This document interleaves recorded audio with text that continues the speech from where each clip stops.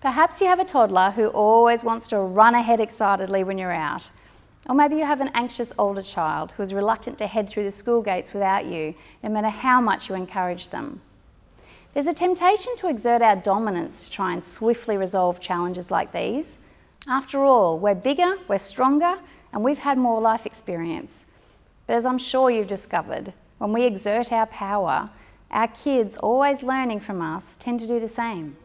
With heels dug in on both sides, we can quickly find ourselves engaged in a power struggle in which there will be no winners. In fact, these tend to quickly become lose-lose situations. Instead, one of the most helpful approaches I've learned is to align with our kids against challenges.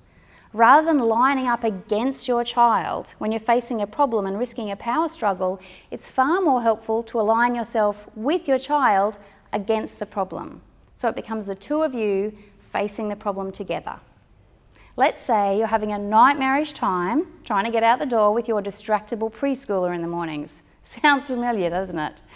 Rather than positioning yourself against your child, it can help to say something like, "Gosh, you and I are finding the mornings really tricky, aren't we? How can we make this better? Do you think it might help if I woke you up a little bit earlier to get ready? Would you like my help with that? And what about you? What can you do to help?"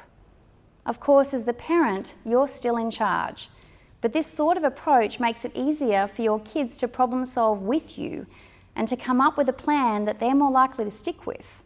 You're also teaching your kids a really valuable life skill, how to address and resolve conflict with others. And that's a win-win situation.